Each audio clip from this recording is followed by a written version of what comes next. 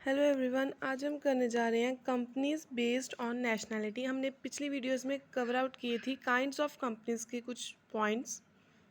कुछ कंपनीज हमने cover out की थी जिसमें 1 person company, government company, public company, private company, holding and subsidiary company, statutory company, charter company, ऐसी बहुत सारी कंपनीज थी। आज हम करने जा रहे हैं फॉरेन कंपनीज जो सेक्शन 2 सबसेक्शन 42 के अंदर आती हैं। जनरल बात करें, फॉरेन कंपनी वो कंपनी होती है जो बाहर से आकर हमारी कंट्री में इस्टेब्लिश करे, या जब हमारी कंट्री बाहर जाकर इस्टेब्लिश करती है तो वो उनके लिए फॉरेन कंपनी हो जाती है। एनी कंपनी और body corporate incorporated outside India means जो रजिस्टर्ड ऑफिस जिसका इंडिया से बाहर होगा उसे हम कहेंगे फॉरेन कंपनी। जिसका प्लेस ऑफ बिजनेस तो इंडिया में है, चाहे इलेक्ट्रॉनिक मोड के थ्रू चाहे किसी एजेंट के थ्रू, और वो बिजनेस एक्टिविटी भी कंडक्ट करती है इंडिया में, लेकिन उसका जो रजिस्टर्ड ऑफिस है वो इंडिया में नहीं है। नेक्स्ट आता है कि इसका मीनिंग अगर हम बात करें इलेक्ट्रॉनिक मोड, उन्होंने कहा ना कि चाहे वो इलेक्ट्रॉनिक मोड के थ्रू बिजनेस कर रहे हैं लेकिन फिर भी वो फॉरेन कंपनी ही होगी। यहाँ पे इलेक्ट्रॉनिक मोड उन्होंने उस कहा है carrying out business electronically including but not limited to the business to business, business to consumer transactions, data interchange और डिजिटल सप्लाई ट्रांजेक्शन्स के ऊपर। Business to business means B2B transaction के ऊपर, B2C ट्रांजेक्शन के ऊपर ये नहीं एप्लीकेबल। अगर हमने डिपॉजिट्स करवाए हैं एक्सेप्ट करना उनको, उसके ऊपर भी नहीं है। मीन्स ये कुछ पॉइंट्स हैं जिन पे इलेक्ट्रॉनिकल मोड नहीं लागू होगा। सो वेदर कंपनी फॉरेन है या इंडियन कंपनी, ये डिपेंड करेगा उसकी इनकॉर्पोरेशन के ऊपर कि वो कहाँ पे इनकॉर्पोरेट हुई है। इनकॉर्पोरेशन से हमें पता चल जाती है उस कंपनी की नेशनैलिटी, मीन्स कि वो कंपनी कहाँ की है। अगर उस कोई कंपनी है, जैसे मान लो ए लिमिटेड एक कंपनी है, इसकी इनकॉर्पोरेशन इंडिया में हुई है तो इट मीन्स ये इंडियन कंपनी है। अगर इसकी इनकॉर्पोरेशन फ्रांस में होती, इंग्लैंड में होती, ऑस्ट्रेलिया में होती तो ये वहाँ की कंपनी होनी थी और यहाँ पे इसको फॉरेन कंपनी हमने कहना था। A company having all the foreign share holders, एक कंपनी है अब उसके सारे शेयर होल्डर्स जो हैं वो अमेरिका के हैं, लेकिन वो कंपनी रजिस्टर इनकॉर्पोरेट हुई है इंडिया में, इट मीन्स वो इंडियन कंपनी है। सिमिलरली अगर कोई कंपनी है जो इनकॉर्पोरेट हुई है इंग्लैंड में, जहाँ पर सभी जो उसके शेयर होल्डर्स हैं वो इंडिया के हैं, लेकिन फिर भी वो कंपनी फॉरेन कंपनी मान जाएगी क्योंकि उसकी इनकॉर्पोरेशन इंग्लैंड में हुई है। मीन्स हमने इनकॉर्पोरेशन का पॉइंट ऑफ व्यू देखना है कि इनकॉर्पोरेशन कहाँ पे हुई है, जहाँ पे इनकॉर्पोरेशन होगी वो कंपनी वहाँ की होगी। So companies act to apply to foreign companies section 379 जो है अप्लाई किया जाता है फॉरेन कंपनीज पे। इस सेक्शन के according where not less than 50% of paid up share capital जो है वो फॉरेन कंपनी के हाथों में होनी चाहिए। अगर किसी कंपनी में 50% या उससे ज़्यादा, दैट इज़ 51% जो है वो paid up share capital foreign company के हाथों में, देन इट मीन्स वो फॉरेन कंपनी ही है। नेक्स्ट है delivery of documents. Her foreign company को 30 डेज़ के अंदर अंदर, जब उसने अपना बिजनेस एस्टेब्लिश किया उसके 30 डेज़ में सारी ये जो डिटेल्स हैं ये रजिस्ट्रार को करवानी पड़ेंगी सबमिट रजिस्ट्रेशन के लिए, जैसे सर्टिफाइड कॉपी चार्टर की, उसके मेमोरेंडम, आर्टिकल्स, फुल एड्रेस की, उसका रजिस्टर्ड ऑफिस किस कंट्री में है, किस जगह पे है, डायरेक्टर्स कौन कौन से है, हर एक बंदे का नाम कि इंडिया में उसके साथ कौन कौन से लिंक्ड है, वो सब कुछ उसे बताना पड़ेगा। थर्ड पॉइंट आ जाता है अकाउंट्स ऑफ फॉरेन कंपनी। अब ये जो अकाउंट्स है ना फॉरेन कंपनी के, ये सेक्शन 381 के अकॉर्डिंग मैनेज होंगे।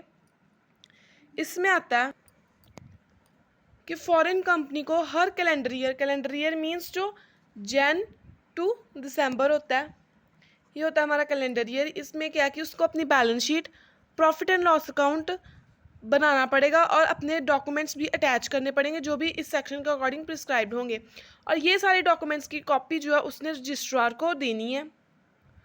लेकिन सेंट्रल गवर्नमेंट भी इन कॉपीज़ को मांग सकती है एज अ केस, जैसा भी केस है।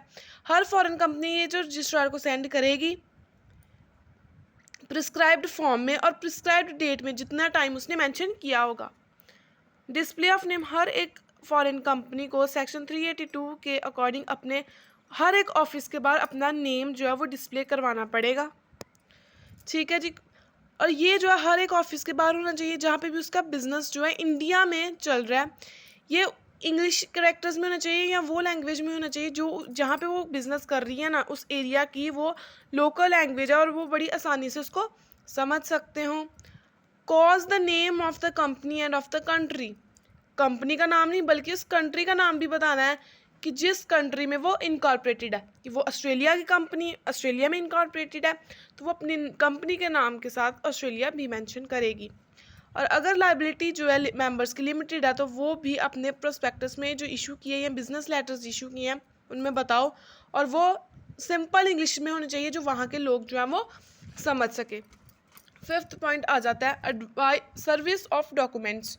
जितने भी डॉक्यूमेंट्स हैं वो सभी जो है जिस रजिस्ट्रार को अगर वो इलेक्ट्रॉनिक मोड में चाहिए या स्पीड पोस्ट के थ्रू चाहिए, सेक्शन 383 कहता है कि जितने भी आपने ये पीछे सेक्शन 380 में डॉक्यूमेंट्स देखे ना, इन सभी को आपने सर्व करना है, देना है रजिस्ट्रार को सेक्शन 383 के प्रोविजंस के अकॉर्डिंग। सिक्स पॉइंट कहता है कि debentures, annual returns, registrations, charges, books, accounts और उनकी इंस्पेक्शन भी होनी है। ये पर्टिकुलर सेक्शंस नहीं है कि किस किस तरीके से आपने जो है अपने डिबेंचर्स को, एनुअल रिटर्न्स को, रजिस्ट्रेशन चार्जेस को, अकाउंट्स कैसे आपने बनाने हैं और इंस्पेक्शन कैसे करनी है। मीन्स जो फॉरेन कंपनी है उसके लिए अलग से सेक्शंस बने हुए हैं। जैसे फीस जो है प्रोविजंस के अकॉर्डिंग देखेगी, जब उसने रजिस्ट्रेशन करवानी है अपनी यहाँ पे बिजनेस करने के लिए तो फीस कितनी जाएगी। इंटरप्रिटेशन मीन्स कि for the purpose of forgoing provisions expression certified, means certified होना चाहिए, एक प्रॉपर जो है सर्टिफिकेशन होनी चाहिए, एक प्लेस ऑफ बिजनेस होना चाहिए, हर कुछ जो है ध्यान से स्टडी करना है। कौन कौन से पर्टिकुलर्स होने चाहिए, सारे वो इंस्ट्रूमेंट्स जो डिफाइन करे कंपनी की बनाने को, कंपनी के रूल्स, उसका एड्रेस, सब कुछ, डेट कब वो कंपनी जो है इनकॉर्पोरेट की गई, कब उसने अपना इंडिया में बिजनेस स्टार्ट आउट किया, सब कुछ जो है उसका होना चाहिए। 10th आ जाता है रजिस्ट्रेशन ऑफ प्रॉस्पेक्टस। कोई भी पर्सन जो है इंडिया में प्रॉस्पेक्टस इशू नहीं कर सकता अनलेस उस इशू से पहले उसकी जो कॉपी है ना वो सर्टिफाई करेगा एक चेयरमैन और 2 डायरेक्टर्स कंपनी के, और वो एक रेजोल्यूशन में पास होगा कि भाई ये 2 बंदे ही जो है प्रॉस्पेक्टस को इशू कर सकते हैं। Offer of Indian depository receipts. Indian depository receipts जो है ये आइडिया इसे हम कहते हैं, ये शेयर मार्केट, स्टॉक मार्केट में जो है वो यूज़ की जाती है टर्म कि जैसे हम शेयर्स परचेज करते हैं उससे रिलेटेड है ये वो टर्म। सो उनको भी जो है प्रॉपर लॉफुल तरीके से सेंट्रल गवर्नमेंट के अप्रूवल से ही जो है आइडियाज़ ऑफर कर सकती है एक फॉरेन कंपनी। अब पेनल्टी, अगर फॉरेन कंपनी ने कोई भी ऊपर गिवन प्रोविजंस को फॉलो आउट नहीं किया तो उसे जो है मिनिमम 1 लाख रुपीज़ का और मैक्सिमम 3 लाख रुपीज़ का जो है वो फ़ाइन पे आउट करना पड़ेगा। और ये फ़ाइन जो है हर दिन के लिए 50,000 भी एक्सटेंड हो सकता है कि पर डे आपको 50,000 पड़ेगा अगर कंपनी जो है अपना डिफ़ॉल्ट कंटिन्यू करती है। तो नेक्स्ट आता है company with charitable object, means like इसमें आ जाती हैं नॉन प्रॉफिट ऑर्गेनाइजेशंस, वो कंपनीज जो सिर्फ बनाई गई होती हैं कि हमने लोगों को चैरिटी प्रोवाइड करनी है। ये सेक्शन 8 के अकॉर्डिंग आती हैं वो कंपनीज है जिनका मोटिव सर्विस होता है, प्रॉफिट इनका मोटिव नहीं होता। नेक्स्ट आता है emerging companies. Emerging kinds of companies, एक काइंड है कंपनी की जो आजकल इमर्ज हो रही है, नई नई कंपनीज आ रही हैं। लाइक स्मॉल कंपनी, सिंपल है वो कंपनी जिसकी पेड अप कैपिटल 2 करोड़ से कम हो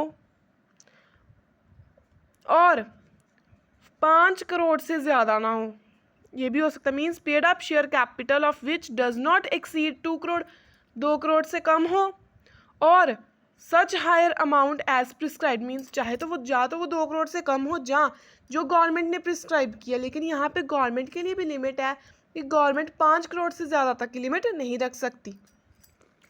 सो वो कंपनी जो 2 करोड़ से कम है जिसकी शेयर कैपिटल, जहाँ फिर सेंट्रल गवर्नमेंट ने कोई प्रिस्क्रिप्शन दी है कैपिटल की, वो प्रिस्क्रिप्शन भी 5 करोड़ से कम 5 करोड़ से ज़्यादा नहीं होनी चाहिए। ये 2 कंडीशंस में से आप कोई भी कंडीशन फुलफिल कीजिए। सेकंड, टर्नओवर की अगर बात करें तो उसके जो लास्ट प्रॉफिट एंड लॉस है वो 20 करोड़ से ज़्यादा नहीं शो करना चाहिए। मीन्स ये अमेंडमेंट के बाद क्या हुआ डिक्लेयर कि वो पेड अप कैपिटल जो है 50 से 2 लाख और टर्नओवर जो है 20 करोड़ तक होना चाहिए। ये 2 कंडीशंस हमने फुलफिल करनी है तो ही वो कंपनी स्मॉल कंपनी मानी जाएगी सेक्शन 2 सबसेक्शन 85 के अकॉर्डिंग।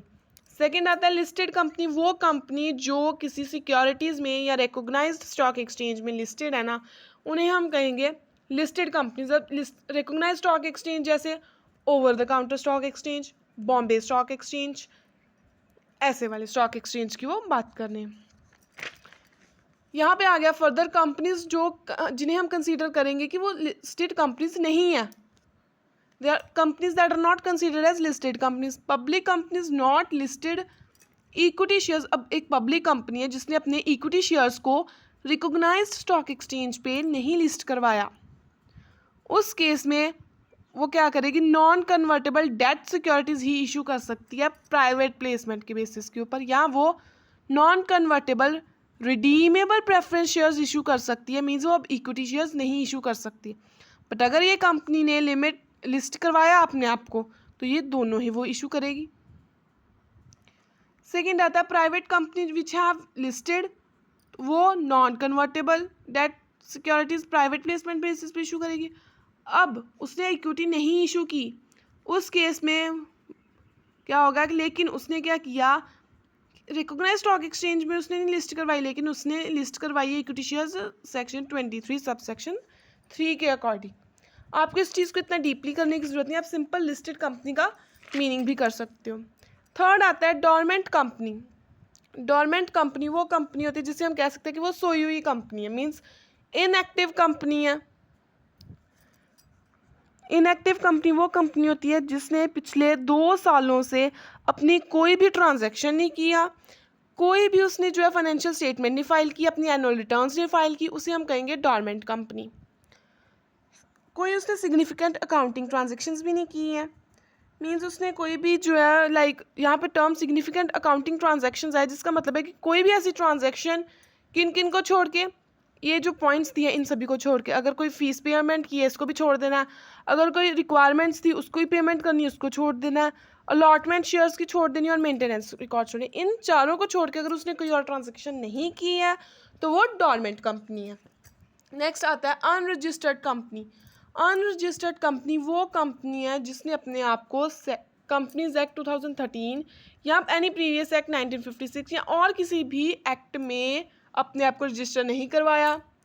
रजिस्टर्ड अनरजिस्टर्ड कंपनी जो होती है उसमें रेलवे कंपनी नहीं आएगी, वो कंपनी जो ऑलरेडी रजिस्टर्ड है वो भी नहीं आएगी, और अगर कोई प्रीवियस एक्ट में रजिस्टर्ड है तो वो कंपनी भी नहीं आएगी। मीन्स वो कंपनी जो इन तीनों से अलग है, ना वो रेलवे कंपनी है ना वो रजिस्टर्ड है, तो वो अनरजिस्टर्ड कंपनी होगी। नेक्स्ट आ गया public financial institutions. Public financial institutions means ऐसे इंस्टीट्यूशंस जो एक तरह के हम कह सकते हैं कि कंपनी की तरह होते हैं, लेकिन वो अभी इमर्ज कर रहे हैं, अभी डेवलपिंग स्टेज के ऊपर हैं। ये इंस्टीट्यूशंस लोगों को पब्लिक को फाइनेंस प्रोवाइड करते हैं, जैसे लाइफ इंश्योरेंस कॉरपोरेशन, ये ऐसे इन्होंने एग्जाम्पल्स दिए। नेक्स्ट 6th आ जाता है associate company. Associate company means a company in which दूसरी कंपनी का इन्फ्लुएंस है, लेकिन वो सब्सिडरी कंपनी नहीं है, पर उस कंपनी के ऊपर जो इन्फ्लुएंस है वो दूसरी कंपनी का। ए और बी 2 कंपनीज हैं, ए कंपनी का इन्फ्लुएंस बी के ऊपर है लेकिन बी इसकी सब्सिडरी नहीं है। इट मीन्स ये कौन सी कंपनीज होगी, associate companies. For this purpose significant influence means कि at least 20% of total share capital का जो है वो कंट्रोल होना चाहिए ए के पास, तभी वो बी को इन्फ्लुएंस कर सकती है। नेक्स्ट आ गया हमारे पास इल्लीगल एसोसिएशंस। इल्लीगल एसोसिएशंस वो एसोसिएशंस होती हैं जो लीगल नहीं मानी जाती। अब जैसे एक लीगल एसोसिएशन को ना अगर वो बैंकिंग का बिजनेस करेगी तो उसके नॉट मोर देन 10% नहीं हो सकते उसमें, और मीन्स कि जनरली अगर पार्टनरशिप फॉर्म की बात करें ना तो उसमें अगर बैंकिंग बिजनेस करना है तो मैक्सिमम 10% होने चाहिए, और बैंकिंग के अलावा अगर कोई बिजनेस करना है तो मैक्सिमम 20% होने चाहिए। लेकिन इन केस कोई एसोसिएशन है जिसमें मोर देन 10% है बैंकिंग बिजनेस में और मोर देन 20% है in case of a business, other business है लेकिन उसका मोटिव भी है प्रॉफिट अर्न करना, वो लीगली फॉर्म होगा जब अनलेस कि वो रजिस्टर्ड है अंडर कंपनीज एक्ट, और अगर वो रजिस्टर नहीं होता कंपनीज एक्ट में तो वो इलीगल एसोसिएशन मानी जाएगी, क्योंकि पार्टनरशिप फॉर्म में तो 10 से ज़्यादा अगर हो बैंकिंग में तो वो इलीगल होता है। तो इस केस के लिए उन्हें अगर रजिस्टर किया उन्होंने अपने आप को, तो वो फिर इलीगल मानी जाएंगे एसोसिएशंस। सो नेक्स्ट आता है हमारे पास प्रोड्यूसर कंपनीज। प्रोड्यूसर कंपनीज जो है यहाँ पे उन्होंने ये 2002 में अमेंडमेंट की थी सेक्शन 581 के बाद पार्ट 9A में, ठीक है जी। इसके फर्दर उन्होंने ऑब्जेक्टिव्स दिए हैं। प्रोड्यूसर कंपनी क्या होती है? कंपनी होती है जो स्पेसिफिकली सेक्शन 581 में रजिस्टर्ड है और एज अ कॉर्पोरेट उनके अपने ऑब्जेक्टिव्स और ये कंपनी रजिस्टर्ड है। इट मीन्स यहाँ पे हम प्रोड्यूसर कंपनी का जनरल बात करें तो वो कंपनी जो एग्रीकल्चर के साथ रिलेटेड है, मीन्स प्रोड्यूस के साथ रिलेटेड है। सो यहाँ पे इसके ऑब्जेक्टिव्स आ जाते हैं कि प्रोड्यूसर कंपनी के ऑब्जेक्टिव्स क्या क्या है कि सबसे पहले अब देखो एग्रीकल्चर के साथ रिलेटेड है, प्रोड्यूस के साथ इसने प्रोडक्शन करनी है, हार्वेस्टिंग करनी है, प्रोक्योरमेंट करनी है, मार्केटिंग करनी है प्राइमरी प्रोड्यूस की। जैसे पीछे हमने जो प्रीवियस क्लासेस थी मेरी यूट्यूब पे भी प्रीवियस वीडियोस थी उसमें हमने कवर आउट किया था कोऑपरेटिव सोसाइटी टॉपिक, ये उससे रलता मिलता थोड़ा सा। प्रोसेस करना उस प्रोड्यूस को, मैन्युफैक्चर करना है, एजुकेशन प्रोवाइड करनी है, टेक्निकल सर्विसेज प्रोवाइड करनी है, डिस्ट्रीब्यूट करना है पावर को, लैंड को जो है रिवाइटलाइजेशन करनी है, उसकी इंश्योरेंस करवानी है, प्रोडक्ट्स के उन्हें प्रमोट करना है, वेलफेयर मेजर्स लेने हैं, ऐसे करके जो ये सारे ऑब्जेक्ट्स हैं प्रोड्यूसर कंपनी के। सो विद दिस हमारा जो कंसेप्ट था, चैप्टर था काइंड्स ऑफ कंपनीज, वो कवर हुआ। काइंड्स ऑफ कंपनीज की आपको 3 वीडियोस मिलेंगी। 3 वीडियोस में हमने कवर आउट किया chapter 3 that is kinds of companies. I hope आपको ये सारा चैप्टर क्लियरली समझ आया हो। अगर कोई भी डाउट है तो आप कमेंट सेक्शन में बता सकते हो। चैनल को सब्सक्राइब कीजिए, वीडियो को लाइक शेयर कमेंट ज़रूर करना। Thank you.